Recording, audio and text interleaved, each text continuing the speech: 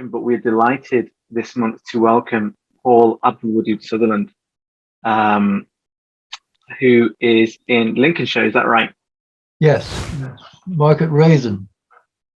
I beg your pardon. Market Raisin. Market Raisin. Yeah, and about 20 minutes from Lincoln. Okay. Fantastic. And you're from Ontario originally, is that right? Canada, Ontario, that's right. Hamilton. Yeah. Fantastic. Sheikh Abdul Wadud is a poet, and I don't want to do injustice to your career and the works of poetry that you've written. So if you wouldn't mind saying some few words about yourself for our listeners here, that would be wonderful. Well, I started writing poetry when I was 17. Long before I became a Muslim. I didn't become a Muslim until 2004. I went through a period of agnosticism, Buddhism, Christianity, before I became a Muslim. And along the way, I was always writing poetry. But it's interesting to me that the year I became a Muslim was the year I also had first two of my most important books published. And I've had a fair number of books published since then, where I had almost no success before then, which, I leave to you to interpret. But I certainly have written a lot of secular poetry, a lot of mystical poetry, as well as essays, short stories. And I've written a novel called Sometimes the Police Are Friendly. I'm looking for a publisher for that, which has got a mystical journey inside it. So there's always a mystical element to my writing. It may be more explicit at times or more implicit at times, but it's there. I'm 74 years old. I was born in Canada in 1947. I'm immigrated to England in 1973. And I've lived here ever since. I was nationalized in about 1985, I think. I married in 2004 as well. And my wife, Afifa, has been a great help with my poetry, especially Islamic poetry, and also other writings. Wonderful. Thank you for that introduction. I noted that you said that all your writings have always had a mystical element to it. Does that predate your Islam? Yes. So you okay? Yes, I wrote mystical Christian poetry, and from the age of 10, I've had otherworldly experiences, and I've been trying to include them in my writing as a way of understanding and as a way of expressing what is beyond the obvious, what is beyond the empirical. And how did you? So these mystical experiences that you had. So is that something that happened in your childhood too? You were saying Yes. And how did you understand those at such a young age? What did you make of them? Well, I was at a Christian boys camp, and I don't think anyone there liked me. And we were in this evening service. It was summer, and there was no roof to this chapel. And when everyone bowed their heads down, I kept my head up for some reason. I've always been a rebel. And I just saw the nature in front of us, the hills, the clouds, and everything transformed, translucent, in a matter of seconds. It was a revelation for me. I've never seen anything like it. And I thought, I'll have to go and tell my vicar about this. Because this justifies all his chatter. So I rushed off to tell him, knock, knock. And he only remembered me. I was the boy who didn't like the porridge. So I associated it, the experience, with what I was worshiping, but it was on a higher level than what most people were experiencing or what I've been told about or so on. But he denied it. He wouldn't tolerate it. So I learned two things. I learned that I did have spiritual experiences, and who was I going to share them with? You know, that became quite a challenge. Mm-hmm. And it also alienated me in some cases further. And I had to come to terms with that. And that sort of helped push me towards trying to express whatever it was I was feeling, whatever, mystical or secular or whatever, imagination, whatever, and I pursued it, Imran. I pursued it.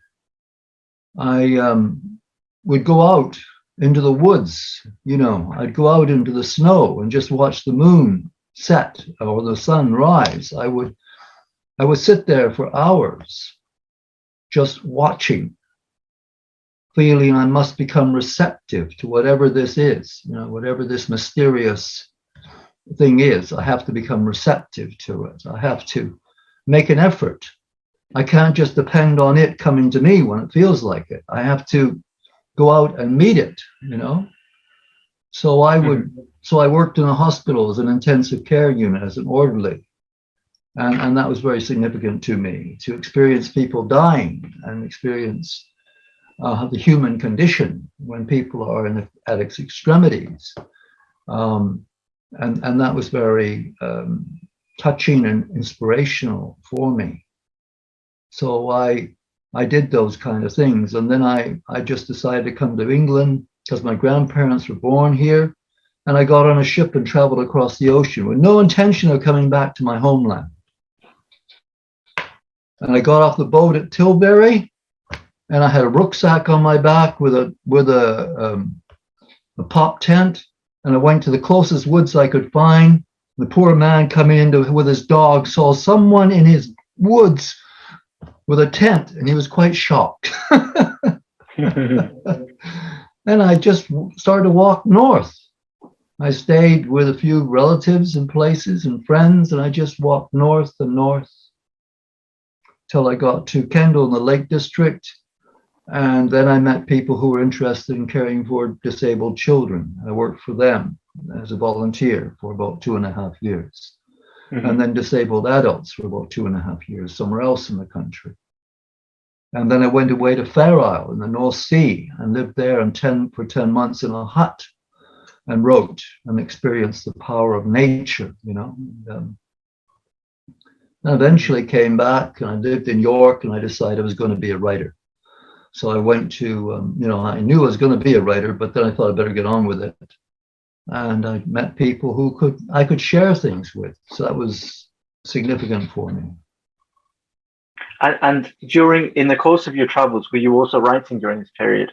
Yes, I was. I had journals I was writing. Most of the poetry, was, I look at it now and I think it's as wooden as old turnips. But, you had to go through that. You had to write, as a friend of mine says, write more to write, you write worse to write better. You got to practice. And that was very much my experience. And on Fair Isle, when I was there in a hut on my own, there were spiritual experiences, definitely. And what role did the poetry that you now look back on and you describe as wooden? What was your motivation at that time? Was it something that you feel that you needed to express, or were you trying to understand your experiences, or what was? I was knocked sideways by the remarkable weather and nature of living on an island in the middle of the North Atlantic, and the North Sea on one side and the Atlantic Ocean on the other. I've always been inspired very much by nature. But underneath that, I realized my life was very turbulent. And I had all kinds of trouble with relationships and so on, and didn't stay with people. And I was trying to come to terms with that as well. Mm-hmm. And the fact that I had left my grandparents when I left Canada, I remember very well sitting down at this on this table with these little reeds coming out, and really specifically wanting to write about my grandparents and what they meant to me. And is that something that you did? Did you? That's something I did, and I've done it again and again. And the work has got better over the years, I think, inshallah. And can you describe a little bit about your grandparents, or what it was that caused why they were an inspiration for you to? Well, my grandfather was a Renaissance man to me. He was a poet. He was a fantastic gardener. He was a sculptor. He was a cabinet maker. That's how he earned his living. But I lived at my grandparents' house. My parents were upstairs and my grandparents were downstairs. And till I went to school, I was all the time in his basement, his cellar, where he worked. And he recited poetry to me. Horatio at the Bridge by Macaulay, The Lady of the Lake, Lady of Shalott by Tennyson, which we probably all know, and the Pied Piper of Hamelin. He could recite the whole of the Pied Piper of Hamelin by Robert Browning. And this all just went in when you were 4.5 years of age. You just absorbed all this. What it did to me, I think, Brother Imran, is that it legitimized spending time to write. That it was a worthwhile occupation. Mm-hmm. So that was one of them. My grandmother was equally inspiring with her the sensitivities. Let's put it that way. Her sensitivities. What you wouldn't react to, what I wouldn't react to, my grandmother would react to. And I was left with this feeling that really I was so deficient as a person because I couldn't understand what my grandmother was reacting to. So she was challenging all the time my limits of perception and saying there's more to perceive, there's more to perceive, there's more to perceive, there's more to understand. And I think that was very valuable to me.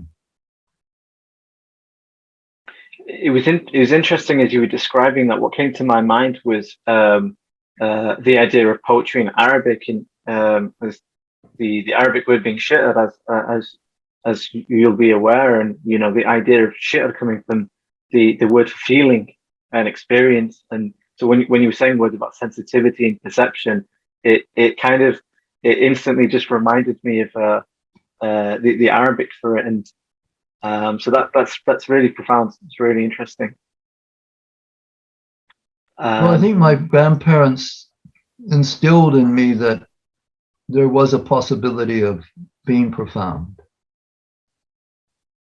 that you could not necessarily live on one level. And as my life went on and I had spiritual experiences of a Christian nature, I realized this depth existed. And I tried to be receptive to it through practice. When I became a Muslim, I was looking for a holy person. I'd been looking for a holy person all through my life. And when I met my wife-to-be, Afifa Amatollah, she said, "You've always been a Sufi," because she read this book of mine called The Seven Earth Odes, a little book that I got published in 2004. It's now part of the New and Selected Poems. And she just said, "You've always been a Sufi." And from her coming into my life, Sheikh Nazim Al-Haqqani, Allah bless his soul, came into my heart. So I think in a way, I was a little bit prepared for this because my grandparents had convinced me you could be more profound. You could experience things on another level if you made the effort. And I think that was preparation for meeting, becoming a Sufi, becoming attached to Sheikh Nazim. Could you speak could you tell us in your experience or perhaps even an introduction for our listeners who aren't aware of Sheikh Nazim? Well, I'm a member of the Naqshbandi Tariqat, which is a Sufi order that goes back many centuries. It's very, I mean, my wife to be had been a Sufi from 1980. I met her in 2004. So she was well steeped in the practice. And what I'm trying to say is that, I mean, I was very fortunate, I think. I doubt I would have become a Muslim through any other route than through an inner route. Once I was aware that this sheikh was in my heart. And I know to give you an example of it, I was seeing a counselor at the time because, like I say, my life was generally in turmoil. And she said to me, "You don't need to come anymore," which was a bit of a challenge because I thought, oh, I've offended another woman. She said, "No, you've got a presence beside you." Now, this counselor never came across to me as having any interest in spiritual matters, but she was able to see this presence beside me, and I believe that was Sheikh Nazim. And my life just changed at that point. And I began to feel I had to try to express this, as I have done everything else in my life. I had to try to express this. So I've known there were good people in the world, and I met many through Christianity. But I believed, because of my experiences, my mystical experiences, there was something else. And that's spiritual power. And that's the ability to alter things through your prayers, through contemplation, through repetitive practice. And the biggest thing to change, of course, is yourself. Mm-hmm. That's the real masterpiece, is changing yourself. And the Sheikh and all the Sufi orders are an attempt to move you from your animal nature to your human nature, to ideally an angelic nature. And you're in that process somewhere. I think everyone who becomes a Muslim must feel that something fundamental has changed in them, and they want to live up to certain values, certain ideals. I think that's very evident in the many converts. There's many converts in the Naqshbandi order, Western converts. Mm-hmm. And, but unfortunately, of course, I'm still a Westerner, and I've been influenced by that. And there's only so much you can overcome. As it says, we pray that Allah will overcome things that only He can overcome for us. So I don't know, maybe you ask some more questions, a little more particular questions, I'll be able to. He asks, a question down here is asking, do I ever experience a writer's block? Well, that's a good question. I haven't until recently. I said I went to Uzbekistan on this pilgrimage or Syriat, and I may mispronounce it. I'm sorry, my pronunciation of Arabic is not great. And afterwards, I was sick. So sick, I couldn't write. And that has not happened for a long, long time.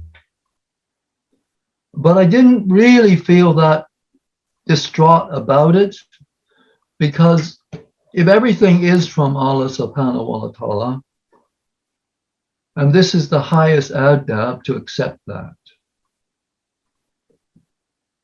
then you have to accept that not everything that he sends is positive to you. You have to perceive that negative things will happen with a positive result. And that is what I encountered. I thought, okay, I can't write now, so maybe I'll write afterwards. So if you're in a writer's block, my friend,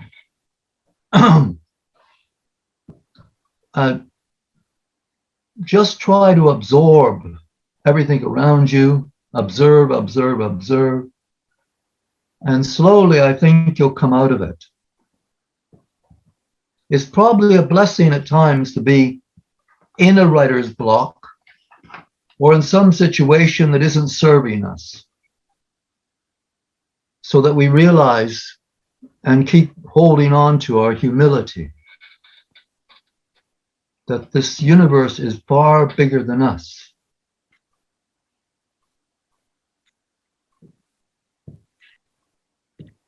Could I zoom out a little bit at this stage, and discuss the nature of poetry and how it sits in kind of modern culture?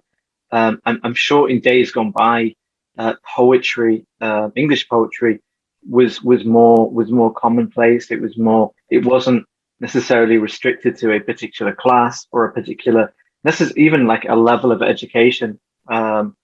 Whereas, if we compare poetry in the Islamic world and, Islamic history, it's been something that's transcended all of these different ways of, categorizing society or whatnot. But in at least English poetry, my experience is that it's the role of poetry. It's been associated with a certain particular, like I said, like a certain particular class, maybe a certain particular education. And why do you think that is? If you agree with that observation, or if you have a different observation, I'd be very interested to hear it. Well, the more I read English poetry, the more I realize that many people wrote it or dictated it of different classes, but they didn't receive the same recognition as upper class writers. Publishing was expensive, but gradually, the feminist historians are uncovering poets from way back, time of Shakespeare and the earlier female poets, that just never got any recognition, but they were there. And the same with the anonymous poets. The anonymous ballads were not probably written by elite people, or nursery rhymes who had secret meanings were coded, because of course you could lose your head for saying certain things in public. But decoding all this is a major task, of course.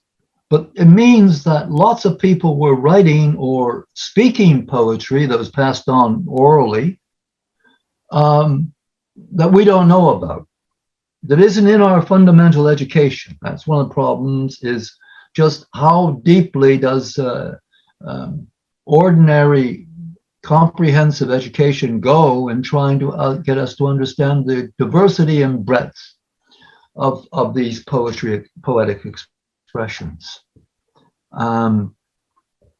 there's many poems out there. You read Opie, the Opie husband and wife who collected an Oxford dictionary of poetry, children's poetry, written by all kinds of people. And what's happened, I think, gradually, is over the 20th century, these places have been recognized now. Gradually, the different classes have been recognized, and the different voices. So we have a much more diverse poetry, I think, than we did have in the 19th century, for example. And it's even becoming more diverse as, in fact, many ethnic groups in the country, dare I say, Canadians, or Sufis, you know, are beginning to get some kind of recognition through the Poetry Book Society, through the Poetry Society. If you look at what's being published, you think it's a really broad spectrum of poetic expression. And I can't see it becoming less. So I think, you know, there's been different movements. There's been the Black movement as well in the United States, which definitely has had knock-on effects in this country, which Islam benefited from. And Islam benefits from things that are to do with Asia, for example. Or there's, you know, there's a beautiful collection of poetry out by Lotte Press called Kaleidoscope of Stories.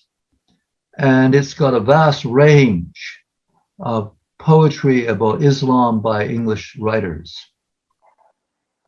And I know it doesn't have the recognition it should have, but it's there. And yes. And so I think I agree with you. I agree with you, but I think it's also changed. I think it's, you know, there was a time you go to the library and you look on the shelf, poetry, and it'd be all male writers. Well, that's not the case anymore. Or all university writers. It's not the case anymore. Or all, you know, English writers. I mean, people who are British, born in Britain. In fact, I think now you have a better chance of being published if you're slightly off center. Yeah. I think it's amazing how it's changed. And I guess on the issue of kind of Islamic poetry in English, we can't I guess we can't ignore the rise and the popularity of Rumi, you know, as the world's best-selling author now in so many different markets. So why did that happen? You know, why? You know, all is clever. You know, he knew he wanted Islam to come to the West. So he allowed someone like Edward Fitzgerald to translate Persian poetry, to create the Rubaiyat. The Rubaiyat was just a sequence of little sheets of paper in hidden in a big library in Oxford. And this man called Cofield said to Edward Fitzgerald, "Would you like to translate this?" And he said, "Okay." So he translated about 24 poems to start with, and by 1869 or something, he had been translating about 100 of them. No one paid any attention to him until Tennyson dedicated a poem to him called To Fritz. And people said, "Who's Fritz?"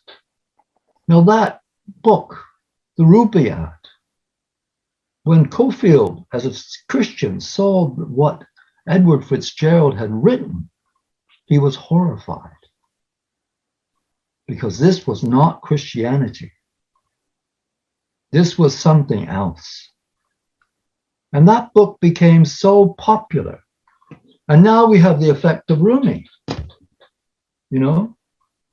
So many people may be reading Rumi, but we also have Mohamed Salah running up and down the field at Liverpool.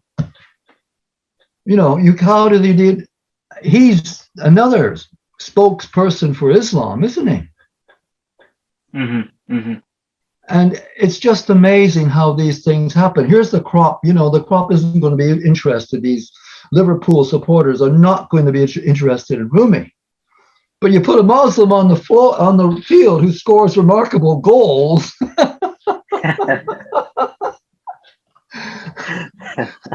And the impact of this is unbelievable. So, you know, it's amazing just how Allah subhanahu wa ta'ala uses the most unexpected ways to bring Islam to the West. And Rumi is certainly one of them. Now, a lot of people have mistranslated it or over-translated it. I've read many, you know, almost, well, Rumi and Shams Tbilisi were actually in a homosexual relationship. I'm sorry, I don't believe that one. But they're still reading it. That's the point, isn't it? Mm-hmm. They may not even understand half of what they're reading. They may misunderstand. But their subconsciousness is taking in what they would have rejected. And this is the same with the crop in Liverpool. They are having to take in what they would have rejected. And Rumi is a great example, yeah. But then there's Rumi and there's Sadi and there's Hafiz, and, you know, it's wonderful to find out what's behind Rumi as well. What, you know, Yunus Emery is very interesting. And on YouTube, there is from Turkey, there's these different programs, and that's well watched, about Yunus Emery, a Sufi poet. Mm-hmm. So again, somehow, even though we're frightened, you know, frightened as Muslims, because you just don't know when a car is going to drive on the pavement and try to run you over. And it's real. At the same time, good things are happening. Remarkable things are happening. Mm-hmm. And acceptance is happening. You know, even through COVID, there's another thing. You know, COVID, what is it doing in terms of Islam in this country?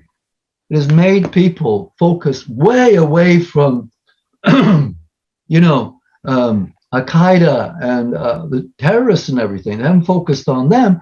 And then 20,000 Afghanistans arrive in the country.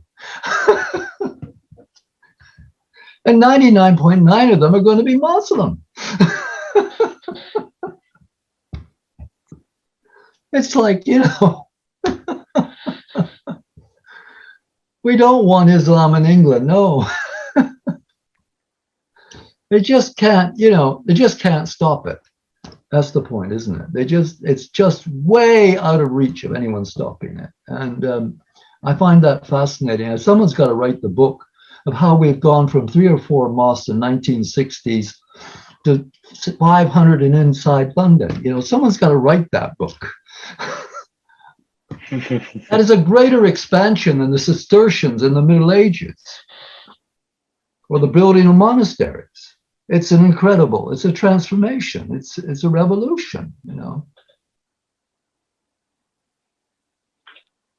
And on that particular note, you know, that's often cited as a reason why people feel threatened. Like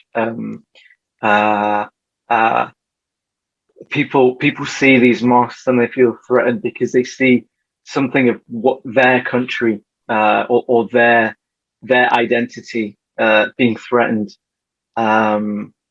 What do you think is going on there? Well, people are threatened and people do die. You know, I mean, it's not an illusion. and it's ironic. Anyone who isn't a Muslim, it's ironic that the biggest threat comes from Muslims. The Islamic State killed more Muslims than it killed Christians and so on.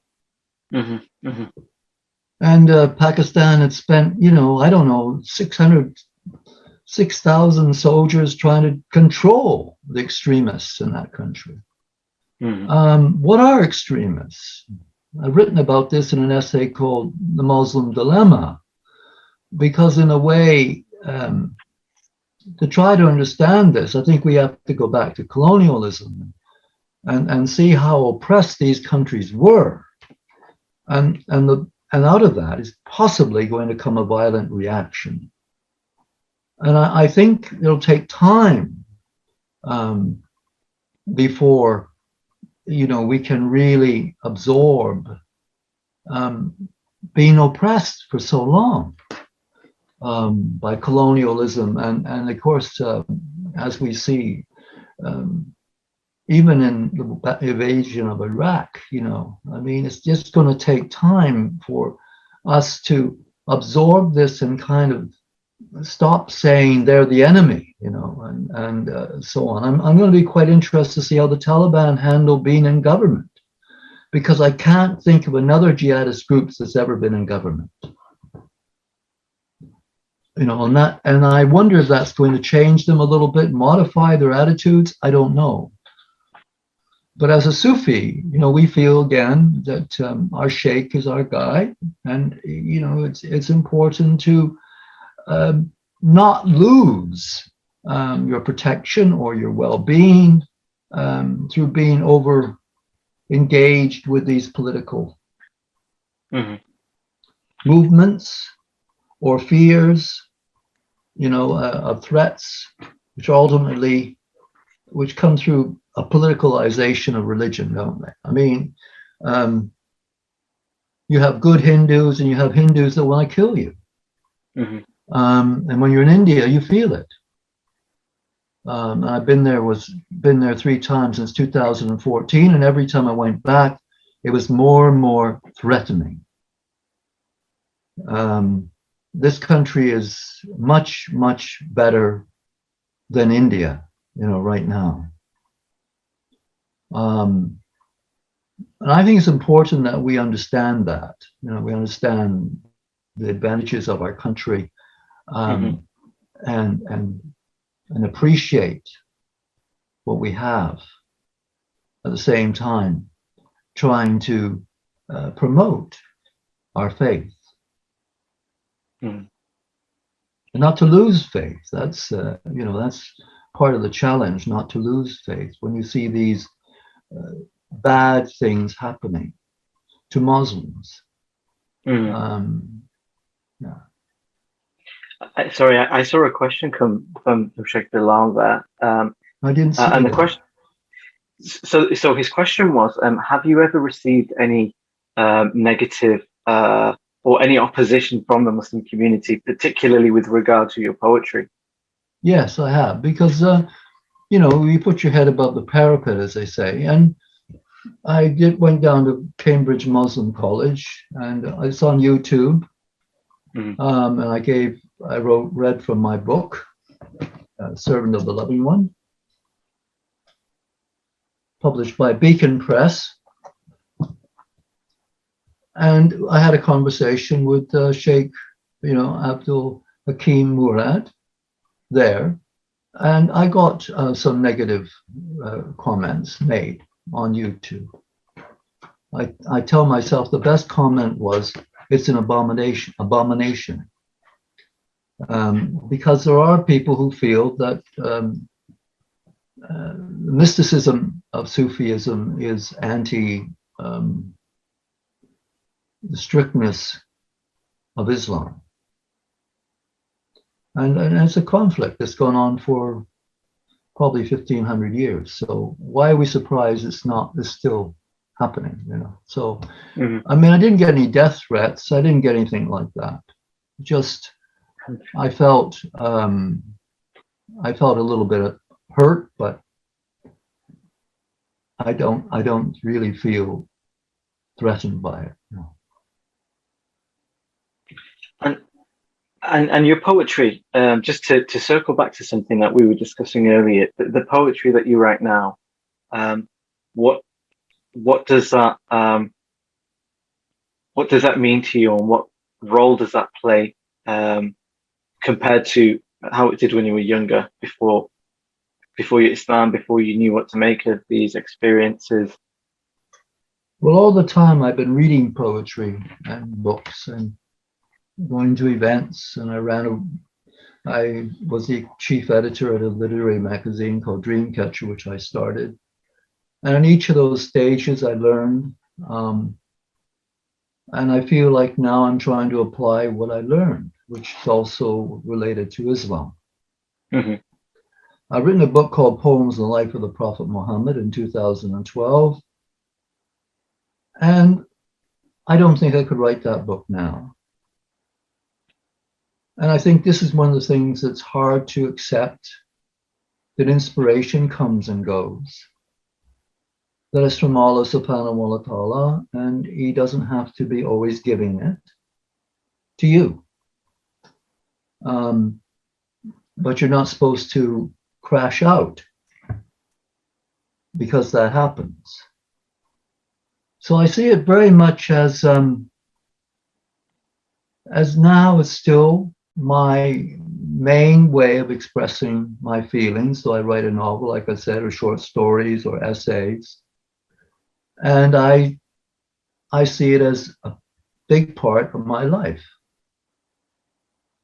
My intimate relationship, my faith, and my poetry as being as important. And also when we went up to Uzbekistan, I tried to express the faith through the poetry and accept that.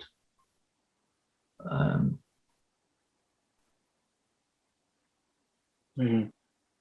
But as new challenges arise through experiences, like I lost my granddaughter in 2012, became estranged from her.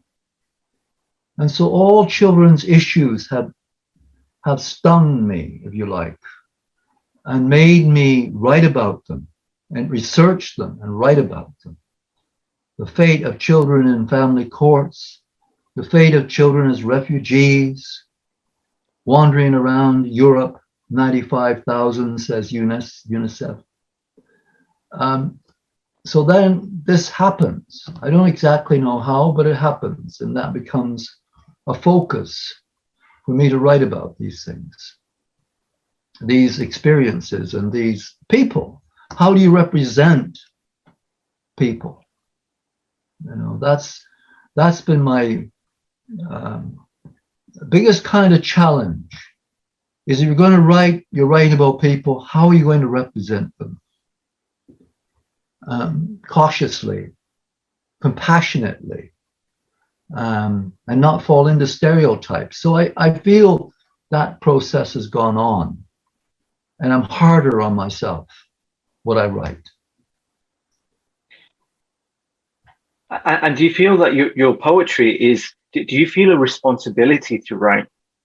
Absolutely. Because now I have an audience out there. I feel responsible now. Here, look, these people are listening to me. And part of that is, okay, over the years, I guess I have gained some kind of reputation, willingly or unwillingly. And I do feel a responsibility. I always have, to be honest, but it's grown somehow. And I think Islam's got a role in that, because it somehow pushed me along. Like this book here has sold over 1,000 copies. So we're in our second 1,000, and with the YouTube video, we have 34,000 people who have visited that site. Now that doesn't happen normally in poetry. And it wouldn't happen to me unless I was a Muslim. So there is responsibility involved. I was interested in something you said just towards the beginning of the answer. You said that you've always felt this responsibility. So even prior to you having the audience that you now have, what responsibility? What did that look like? What responsibility did you feel, and who did you feel that towards? Yeah, that's a great question. Great question. Because there was times when I spent in my bed in my bed sit in York 48 hours a weekend just writing, I mean, writing and writing for 10 hours, 12 hours, just writing, and still felt responsible what I was writing. So who was I responsible for? Because no one's ever, well, very few people have seen. And yet I think that is quite common with writers, that they have long periods or some length of period where again, we're going back to that writer's block, where you just write and write and write. And it's not, what I guess it is really is a sense of cosmic responsibility. You're not just talking about a people, but you're talking about the cosmos as an actual reality, an entity that you're trying to express. And you feel a certain responsibility towards the cosmos, or maybe you feel it towards previous writers, like Rumi. You read Rumi and you start writing, you think, okay, well, is this how would he respond to this? Maybe you feel that subconsciously. And it's a very good question. It's very hard to pin down what I felt at that time. I was becoming very political and aware of the underprivileged in the world. And I felt some kind of mission to express for them, to speak against the kind of dominance of which we're experiencing now very much, this kind of belief that it's strange, isn't it, how the government kind of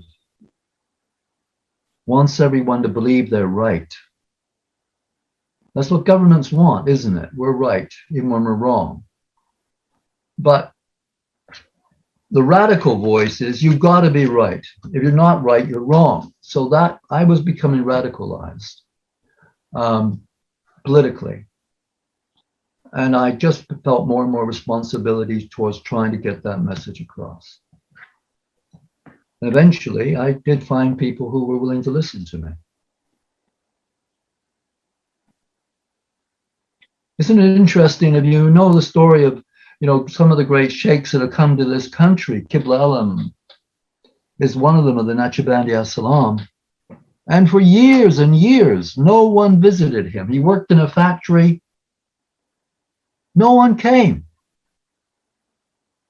He did his prayers over and over again, and then someone came eventually. And that's faith, isn't it? Just to carry on. And I think I had some of that. And it's almost like synonymous with faith is a sense of responsibility. How can you separate them? Mm-hmm. For sure. And at the echelon, at the peak, you have the prophets, and right, and you have the saints and the godly people who shoulder this responsibility and feel and give of themselves and of their time and whatnot out of responsibility, I'm sure. Yes, and that's what I discovered with coming to the Naqshbandi and having bayat with a sheikh, that he takes you as his responsibility. He's trying to help you, and he takes responsibility for you. He doesn't make it, he doesn't carry you. Well, maybe he does. You still have to work. I guess being a writer, I mean, you have to work. And I remember one of the descriptions of poetry is memorable speech. Well, it's hard to make words memorable speech. So that work is always there. That was going to be my next question, actually. Well, the question from our brother Liam, who asked a while ago, which actually would have been a great place to start, is how do how do you define poetry? What is poetry? Well, that's been an issue for centuries. A famous poet like Shelley, Percy Shelley, who wrote To a Skylark, Woe to the West Wind, he said there's no such thing as poetry. There is only measured and unmeasured words, language. There's either a language that's measured by beat, rhythms, rhyming, various devices, or it's not. Well, I think that's become a big issue over the centuries, and now in the 21st century, you can see a lot of prose poems, they call them, and miniatures. I write a lot of miniatures, haiku, this sort of. So what is poetry? This again, if we had brought up in the middle of the 18th century, we would have in England, we'd have a very different idea of what is poetry. There still are people who think poetry has to rhyme. But it's, the more you read in a breadth, read in translation, it challenges what you mean by poetry. I come down to it being, let's put it this way. I know when something is pretty good, when it has a certain poetic feel to it and flow, rhythm. Famous poet called Michael Longley said poetry, if it doesn't have rhythm, it has nothing. So there you are. It's got to have some kind of musicality. So there again is your measured language. And I think that's what we should strive for, is measured language. Read out loud. Look for startling images. And try to connect them. If you're going to create something, you want it to have some kind of connection with each part of it. So maybe, if you use a metaphor like the river, you might in another part of the poem write about the pebbles on the bottom of the river, or the fish, or a bridge over the river. You try to connect things. And by connecting things, you get to another level slowly. And I have noticed that. So maybe, you see, on the one hand, you can say everything that isn't this measured is poetry. On the other, as a poet, you can feel very, very hard on yourself, saying, no, that's not what I want. So you have this little bit of conflict, that you're striving for something, striving for some kind of better way of writing. You know how the Beatles said, take a sad song and make it better? Mm-hmm. Well, really, that's the fundamental of it. Make it better. And you have all these different devices to do so. And certainly one of them can be worship and prayer. Not that you're saying pray all and make my poem better. I mean, I wouldn't put it past someone to say that, and it might be fine to say it. But just the practice of being meditative, of being inward. And then when this happens, I'm praying and a poem comes to me and just says, that line you had there is rubbish, get rid of it, So it doesn't answer the question, but there isn't really an answer to the question. Mm. It's like, certain things are unpresentable. Like Allah subhanahu wa ta'ala is unpresentable. And you're striving for something that's sublime, but perhaps only you know it. And other people either attach themselves and like it or don't.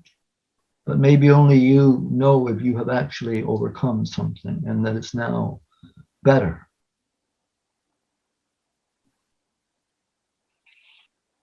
So if So you do workshops, I believe, and you teach. I have done quite a few workshops over my freelance career. Yes. So if someone who considers themselves a non-poet, someone who isn't necessarily been exposed to it that much and doesn't feel they're almost worthy of writing poetry, what's your advice to someone like that? Well, right. It's good to go to a workshop and be inspired by a poet, you know. And they will help you.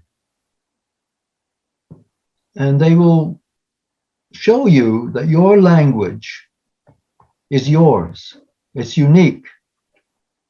And that you can develop it. That you can mold it like clay. That you can draw things up from the subconscious that you would not normally write about or think about. But in the process of writing, sometimes, one time I wrote for about 5 pages before I came to a poem where I was playing football, Canadian football, American football, with an American who was going off to Vietnam. I completely buried this experience, but it just came to the surface. They're very important when the subconscious comes to the surface and tells you something that's completely alien to what you were thinking, to what you were contriving, to what your conscious mind was doing. But you have to make time for that to happen, or you're inspired for it to happen. So going to a workshop, I think you can also feel the fellowship of the group and that other people are equally striving to try to express themselves, express what they feel is valuable. And I think it's quite beneficial because you will come away feeling that you have something worth saying and that you have a unique language and that you can speak with it and write with it. I mean, it's where in many ways I began, which of course was lucky with my grandfather reciting to me. But it was just the shock of revelation, you know, like following a butterfly and having the courage to follow a butterfly and just taking those kind of intuitive steps. And women are very good at listening to their intuition mostly, and I think men should learn to listen to their intuition. And because all the time we're thinking things and we're kind of overriding what we think, what we feel. A poet has to stop that process and let what they're feeling or thinking rise up for them to examine it, for them to look at it, say, can I write about this? Is this interesting? And this would be my advice. Go to a workshop, share, be guided. And then this is external work, and then do the internal work. Spend the hour, 2 hours a day just writing or just reading poetry. Make that effort, outward and inward. What people can see and what they can't see. And you will create things. Thank you. That's a wonderful, a very, very practical answer. We had a question. Okay, this might open a open a can of worms, so feel free to answer this in whatever level of detail you choose. The question was, if you were, let me get the question again. Bismillah. If you were to put your conversion down to one event, what would it be? Well, it's a good question. I've never analyzed my conversion or reversion down to one really crucial event. It always seems to me it's like a macros, where things come together, they meet a critical mass, and it kind of explodes. And you're on the other side of whatever you were before. I think the most significant was the input of Sheikh Nazim Al Haqqani. I think that was the most significant, though my wife played a very, very important role in guiding me towards acceptance and being ready to be receptive to this power. But I think Sheikh Nazim is probably, Allah bless his soul, the most influential factor, because it was such an experience to have this reality inside you suddenly.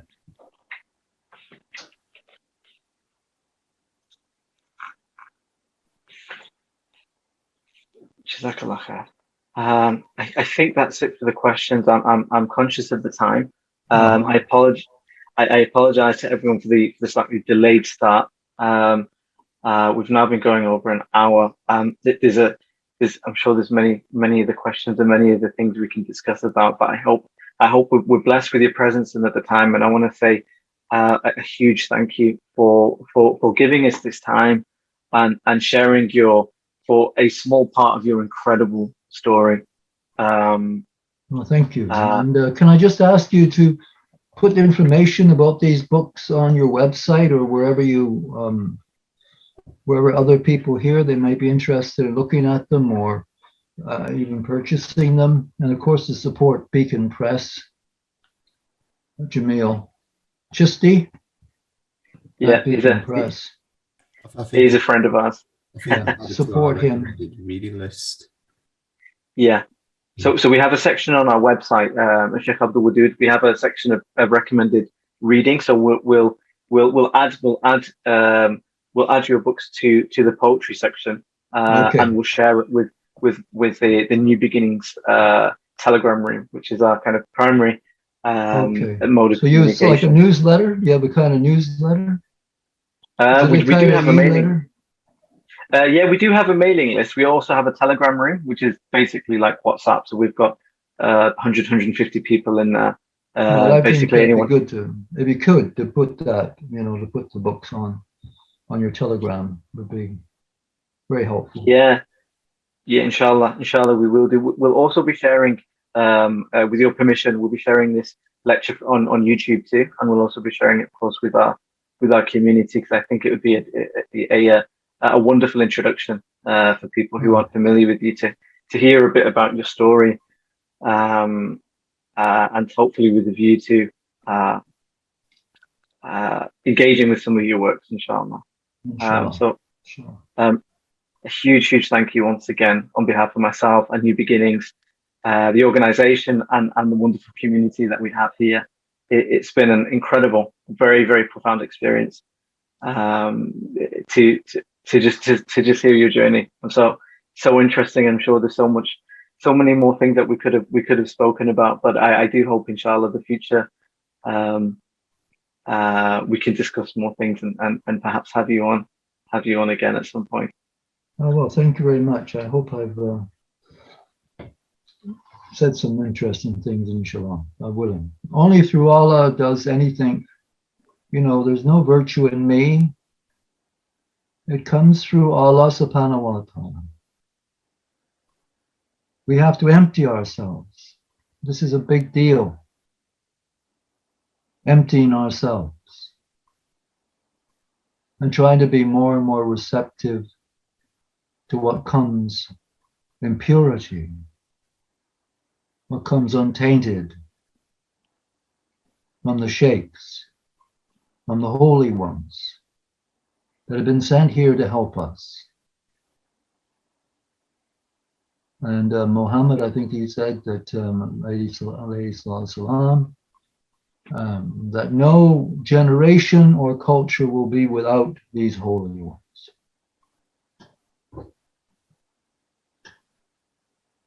Inshallah. May Allah allow us to love them and to find them if we can't be them ourselves, inshallah. Could I request you to conclude the session with a short dua, a short prayer? Alhamdulillah.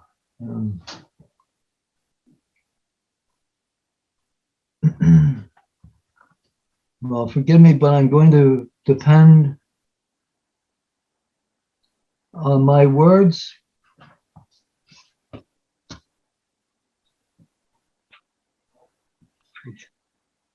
A song for the end. If I must lie down under the stars, rest my turban on my camel's neck, let it be between sweet Ji'il and Idita. Then I may fall asleep for 1,000 years, not wake till the land's greened over with mercy. If I must be indoors to keep the fierce wind out, let it be under a roof of Itater, where all the cavities are fragrant with Ji'il. Then a love-sent breeze may take me beyond wars of this world to a palace of unbroken peace. If I must lose my footing in the desert, then let it be among these delicate grasses. I may have no water, yet the sun may not burn. I may lose everything but the love of Muhammad. Angels send blessings and peace upon him. If I must fall ill, waste away from fever, let it be among the softness of Ji'il and Itater. Then if I twist my body to Mecca or Medina, east or west, the spirit of Muhammad will guide me. All his blessings and peace be upon him. Al-Fatiha.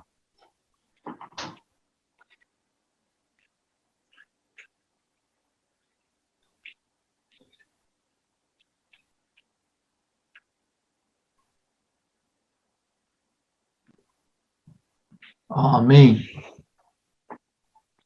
Ameen. Jazakallah khair. Allah bless you. Thank you once again. And thank you everyone for joining. And we'll have the recording up hopefully soon.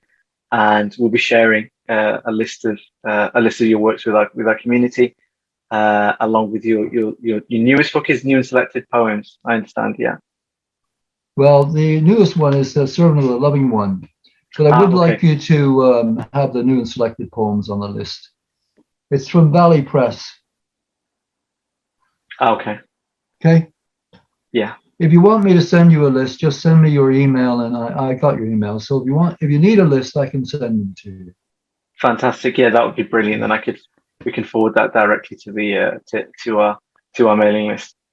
Okay. So, salam alaikum.